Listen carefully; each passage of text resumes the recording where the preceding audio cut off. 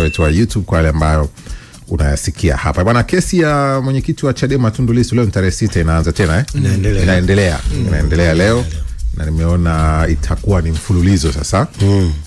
Kuanzia leo kwenye usikilizaji wake sio? Itakuwa ni kuanzia leo tarehe 6 hadi tarehe 24. Itakuwa ni mfululizo. Kuanzia tarehe 6 leo mpaka 24 na itakuja kuendelea tena kuanzia tarehe 3 mwezi wa 11 hadi tarehe 12 mwezi wa 11. Mwezi wa 11. Kwa hiyo leo tarehe 6 mpaka 24. Hapo itatulia.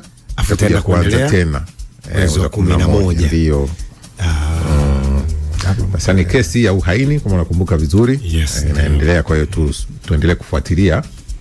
Mimi wanawaambia tuendelee kujifunza masuala mbalimbali ya sheria. Wakati mwingine kama una cha kuifuatilia kesi, wewe jifuatilia kwa kujifunza. Ita fundamental basic law. Katulia kuchukua nondo.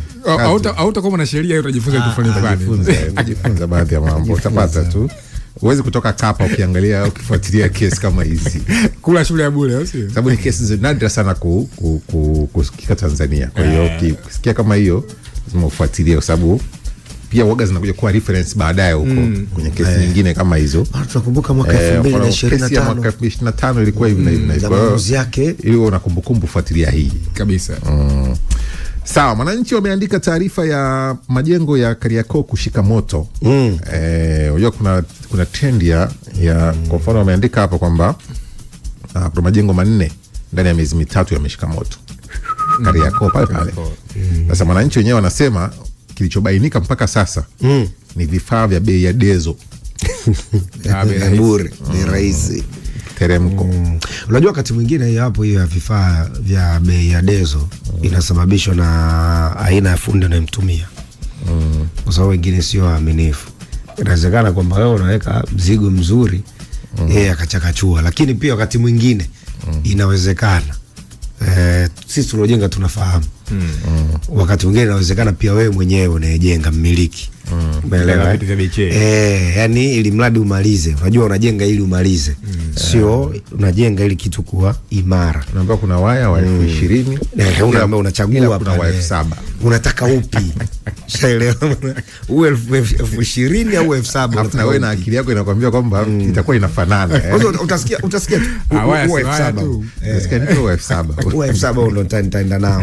Na sisi Watanzania tunayo kasumba. Rahisi. Lakini pia usimamizi, mjomba. Unajua kitu kinapokosa usimamizi pia kwenye ujenzi, ndio unashangaa tunakutana vitu kama hivyo. Hicho ambacho anakizungumza Mwananchi. Kwa sababu labda kwa mfano mathalan unatengeneza alafu wewe mwenyewe sio mhusika wa moja kwa moja kwenye kufuatilia ujenzi wako. Ambaye anataka faida yake. Bora sio ule. Lakini fundi naye kama unamwamini, unampa ila vifaa. Wapo wanaaminika. Anaweza akakuchekachua. Si ndio nakwambia, yani wako wanaaminika, lakini wengi wao sasa yani kama hauna usimamizi. Leti mimi nitaenda kununua bwana. Usijali, wewe tuma mzigo. Ukituma mzigo yeye anajiongeza mwenyewe. Ndio mwisho wa siku hicho ambacho kinazungumza sasa hivi. Kwa hiyo nasema miongoni mwa sababu ambazo zimeibuliwa kwenye haya ambayo yanatokea kwenye majengo ya Kariakoo ni vifaa vya bei rahisi. Nauliza tu. Watu wanajiwekea. Bwana, kuna nondo hapa za aina 3 hapa. Kuna hizi hapa 1,000, kuna hii 1,035. Hivi tajiri haina kipengele, unasemaje? Fundi akimtafakari tajiri yake na ni kweli kuna wakati mwingine hawa mafundi wanaangalia namna wao wanavyokunjua pochi. Umeelewa? Kwa kadiri ambavyo mnajenga hivi mnavyoenda, inafika sehemu akuletea za bei ya juu. Najua kabisa bwana alipokea namna ambavyo tunavyokwenda ujenzi. Lakini kwa sehemu kama Kariakoo, eneo ambalo lina muingiliano wa watu wengi. Nafikiri kabla ya ujenzi. Na nimekumbuka ni ujenzi wa magorofa. Maana ni kwamba ni eneo ambalo linahusisha hata usalama wa watu wengi. Sasa mimi ninafahamu ni kwamba kwa mfano ujenzi ambao unahusisha majengo makubwa, mamlaka husika ziweze kuhusishwa. Si ndio maana usimamizi. Umeona? Mamlaka za uokoaji, mamlaka za kufanya risk management. Sasa mpaka mabaraza ya ujenzi. Namna gani ukitazama hawa watu wanahusishwa sasa mwisho wa siku, sasa ili athari zikitokea tusimtafute mchawi ni nani. Sasa mwingine anaona kabisa akianza kuzurura huko kuna vitu lazima karipie na nini. Sasa bwana, ngoja tupite shortcut hapa, lakini kimsingi bana, kuna umuhimu mkubwa sana kwa rafiki zetu ambao wanahusika na masuala ya majengo haya, hasa maeneo kama hayo, kuweza kufuata taratibu zote, kwa sababu ukiruka taratibu ndo baadaye tunakuja kumtafuta mchawi nani. Nani mchawi hapa? Akukagua vipi, akwenda sijui sehemu fulani, ama fundi bana alipunja hapa udongo. Kwa hivyo tuliangalie jambo muhimu sana. Haya bwana, kwenye Nipashe wenyewe wana taarifa ile ambayo nilizungumza kuhusu kesi ya Lissu. Wenyewe wameandika hatima ya Lissu, mashahidi 30 wa serikali kuanza kuwasilisha ushahidi. Kesi ya uhaini leo wamo wasiri. Lissu kumbuka amekaa mpaka sasa siku 179 ameshikiliwa mahabusu kwa tuhuma nzito zilizovuta hisia ya watu wengi ndani ya nje ya mipaka ya Tanzania. Ameandika Nipashe. Hivi mjomba, wale mashahidi waliokuwa wamewataja Lissu ndio kipindi hiki au kipindi kile kinachokuja baadaye? Kuna mashahidi alisema yeye. Hao ni wa serikali kwanza. Wale waliotaja. Unakumbuka, lakini waliwataja mashahidi wake. Na nani? Ale sijui. Ndio kipindi hiki. Ndio niliconclude kwamba tusubiri tujifunze. Anyway, tusubiri tu. Jifunze. Hii ni mambo ya kujifunza. Kuna mashahidi alitaja na yeye pia. So nakumbuka na mashahidi wangu mimi. Leo ni wa serikali, mashahidi 30 wa serikali. Naanza kuwasilisha ushahidi wao. Safi. Jambo taka kabisa uchambue. Ifika wale watasema kesi haichambuliwi. Kesi haichambuliwi. Ripoti kaka. Mimi nimekumbushia tu. Kwa nini ulitaja moja jipya hili? Sasa alisema mashahidi wake, sio? Kama umeniuliza. Hapana. Atulia. Mimi nimekuuliza tu, nakumbuka mashahidi alisema. Usikilizaji wa kesi kawaida kuna upande wa huku na upande wa huku. Ushahidi wa huku. Sasa mashahidi huwa wanakuja kutokana na procedure na kila wakati. Sasa hayo mambo mengine mahakamani. Umemaliza kuchambua? Sisi tusubiri tu kuona nini kinachotokea. Kilio kamata ya makada wa Chadema. Wameandika Mwananchi, wanasema chama cha demokrasia na maendeleo Chadema kimeibua kilio cha wanachama na viongozi wake kudaiwa kukamatwa kwa nyakati tofauti maeneo mbalimbali hapa nchini. Kwa ukurasa wa 3 wameweka picha ya mtu anaitwa Ibrahim Mfangavo, Ernest Mgawe pamoja na Abedinego Sanga, ambao ni idadi ya makada ambao Chadema kinadai wamekamatwa au kutoweka, ukiondoa vijana kadhaa wa bodaboda. Watu wanadai vijana wao wanakamatwa. Nimeona pia kwenye mitandao wanasema pia katibu wa Bavicha adaiwa kuchukuliwa naye yule. Sijui kutana nayo. Niona lakini pia nimesikia hata kamanda polisi alithibitisha kwamba taarifa amezipokea nini, wanafanyia kazi. Anafanya kazi leo. Na pia katibu wa Bavicha yule huyu ni katibu wa baraza la vijana jimbo la Lupembe. Abdelnego Sanga ndio huo mtaja jimbo la Lupembe. Nego Sanga yeye anadaiwa kupotea katika mazingira ya kutatanisha. Amepotea katika eneo analofanyia biashara zake Matembwe pale jimboni kwake. Kwa hiyo niliona pia polisi walisema taarifa wanazo, wanafanyia kazi. Kule kanda ya Victoria pia niliona miongoni mwa waliokamatwa ni pamoja na makamu mwenyekiti wa kanda ya Victoria Halid Hussein, ambaye bado hajapata dhamana. Huyo amekamatwa kwa mujibu wa Chadema wanavyoeleza. Kanda ya Kusini, makamu mwenyekiti wa Chadema kanda ya Kusini Bele Ponera akasema katika kanda yenye mikoa ya Mtwara, Ruvuma na Lindi hakuna makada waliopotea, isipokuwa kuna watu wawili wanadaiwa kuwa wafuasi wa chama hicho wanashikiliwa na polisi. Kwa hiyo unaweza kusoma taarifa hii nzima kabisa kwenye ukurasa wa 3 wa gazeti la Mwananchi. Wameweka kilio cha Chadema, makada wao kukamatwa. Chadema walia mwaga kilio. Mwanza sema bwana vipi? Wingineko nimeona taarifa kwenye Nipashe, wenyewe wanasema JWTZ TEF wakemea uchochezi. Wanasema hatukubali kuvutwa katika malumbano ya kisiasa wala kutumia taasisi yetu kama jukwaa la kupindua mfumo wa kikatiba wa uongozi. Kurasa wa 18 wa gazeti la Nipashe kwa ndani kabisa ameandika weekend kwa kuna mambo ni mengi weekend hapo. Mtandao ulivurugika hivi. Mbona mengi sana bana. Mtandao ulivurugika. Chungu unacheka, mtandao ulivurugika. Weekend mambo mengi bana. Lakini ikatoka taarifa ya JWTZ, walitoa taarifa wakiwa wanaeleza taarifa fupi dakika moja tu. Hii hapa, ngoja tusikie taarifa yenyewe. Yaani kwenye mitandao ya kijamii ili tuelewane na msikilizaji. Kulikuwa na taarifa dakika moja tu la taarifa. Ina maana gani kuweka dakika moja? Kimkakati. Haihitaji unaweza kukimbia hapa katoka kwenye studio sasa hivi. Chambulia dakika moja na maana gani? Taarifa yenyewe inasemaje? Hii hapa. Ndugu wananchi, naitwa Kanari Bernard Masala Mlunga, kaimu mkurugenzi wa habari na uhusiano, Jeshi la Ulinzi la Wananchi wa Tanzania. Jeshi la Ulinzi la Wananchi wa Tanzania lina utaarifu umma wa Tanzania kuwa kumejitokeza baadhi ya watu wanaotumia mitandao ya kijamii kuweka maudhui yanayochochea kuliingiza jeshi katika mambo ya siasa. Aidha, baadhi ya hoja hizo zinatolewa na watu waliopo katika mazingira ya kijeshi kujinasibisha na jeshi, walioachishwa na jeshi kwa tabia na mwenendo mbaya, pamoja na kujihusisha na siasa na wanaharakati.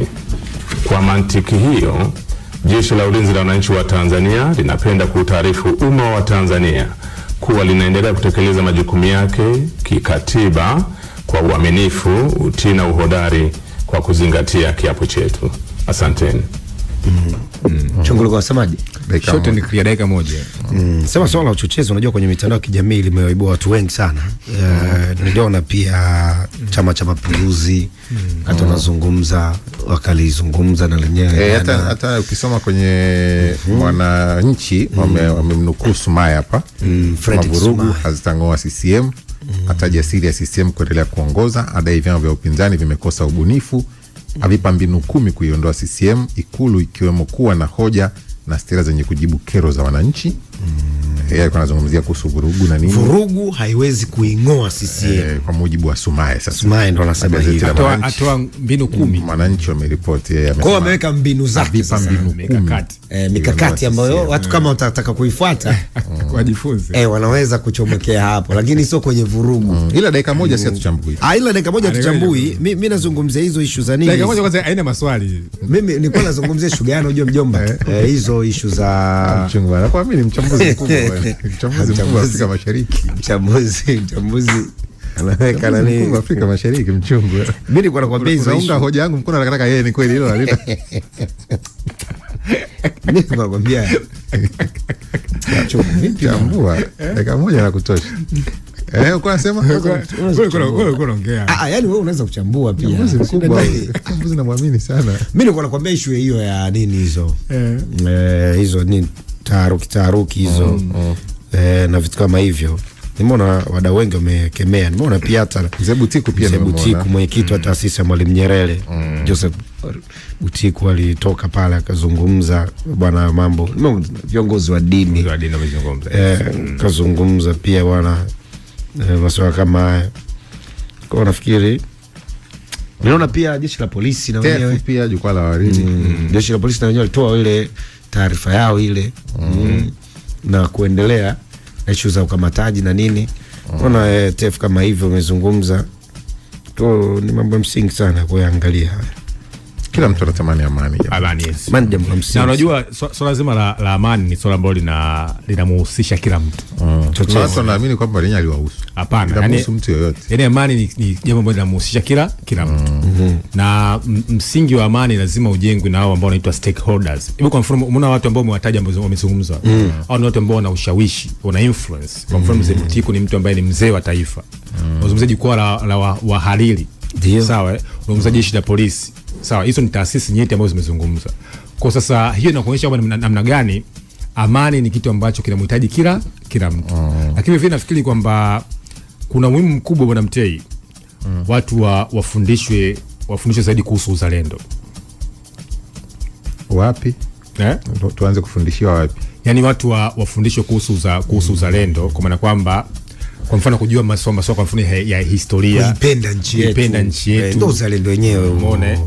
Kuwa tayari kuisemea mazuri nchi yako. Ndio bwana yake. Umeelewa? Sio kusema mabaya. Sio kuwa tayari kuhakikisha kwamba wewe unakuwa ni muangalizi. Sawa?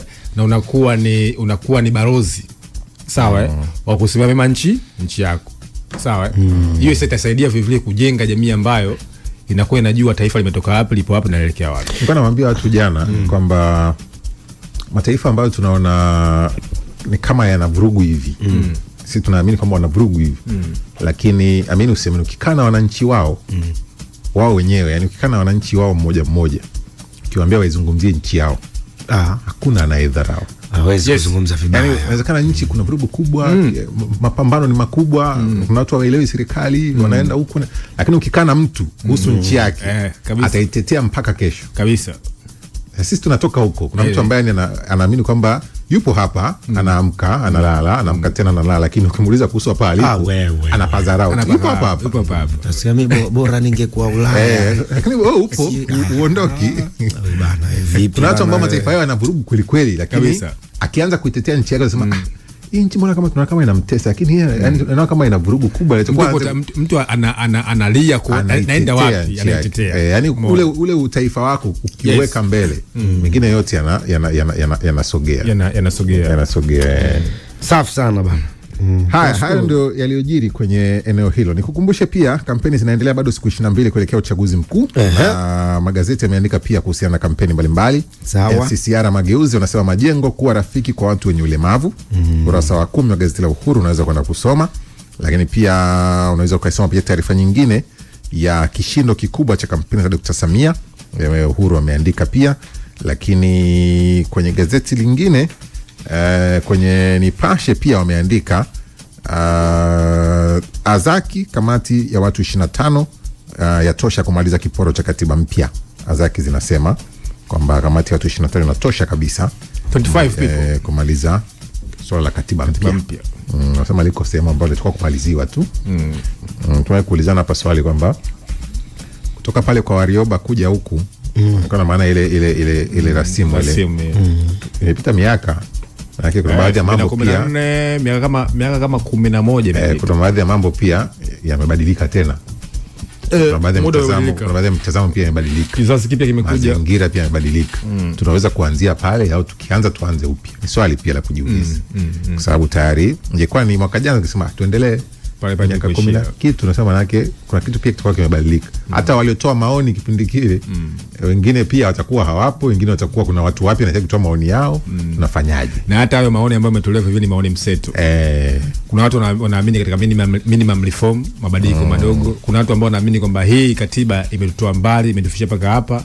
Na kuna watu ambao wanaamini kwamba tunahitaji katiba nyingine mpya ambayo inaweza kuendana na mazingira sasa. UMD yaimiza amani uchaguzi mkuu. Unaweza kwenda kuisoma ukurasa wa 7 gazeti la Habari Leo ukurasa wa 7 huo. Lakini kampeni zizingatie utu. Samia asisitiza Tanzania walinde amani, aacha tabasamu mikoa ya kaskazini. Unaweza kwenda kuisoma hapo.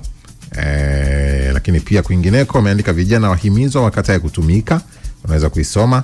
Wakati huo pia akiwa na picha ya mgombea urais kwa tiketi ya chama cha ukombozi wa umma Salum Mwalimu akizungumza na wanachama wa chama hicho cha ukombozi wa umma Mbagala, Dar es Salaam katika maendelezo ya kampeni za uchaguzi mkuu juzi. Picha ipo kwenye gazeti la Habari Leo.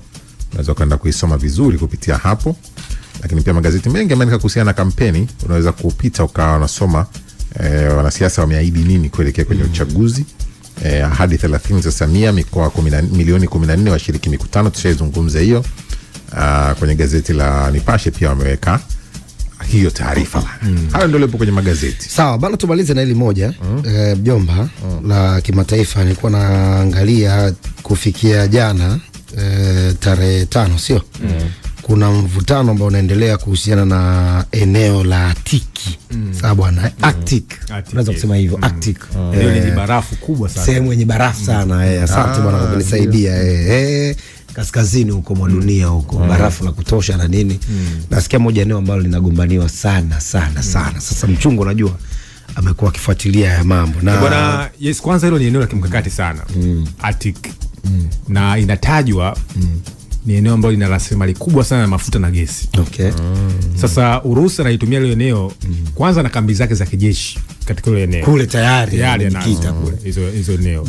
Lakini vile ni eneo ambalo inatajwa kwamba barafu ikija kuyayuka miaka 300 tokea sasa. Unaweza kuwa ni mingi, lakini wazungu wanawaza miaka 300 tokea sasa hivi itakuja kuyayuka na utakuja kufaidika na hizo rasilimali za dunia katika eneo la Atiki.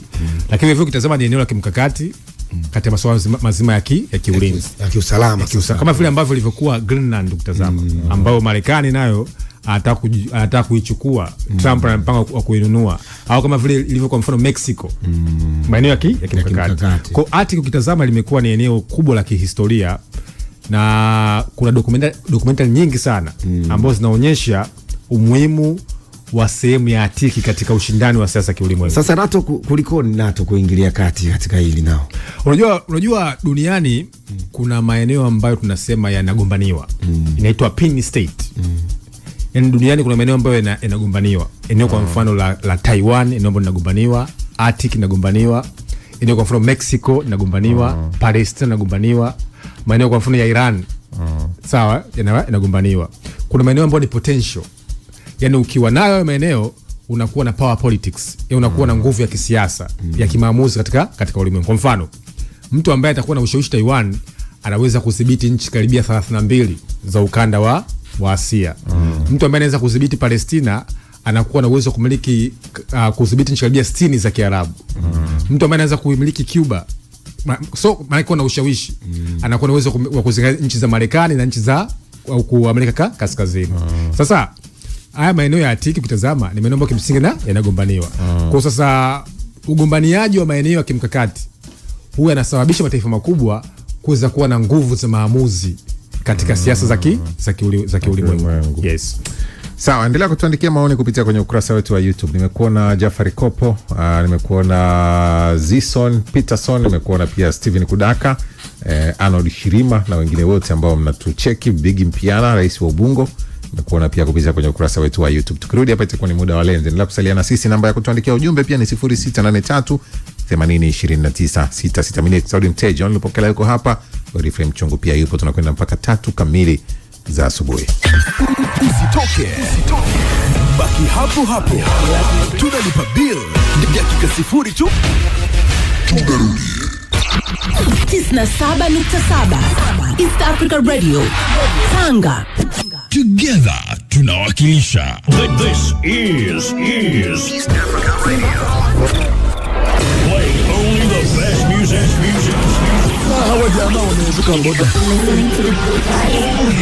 88.1 Dar es Salaam, 99.0 Kampala, anytime, any day, keep it locked.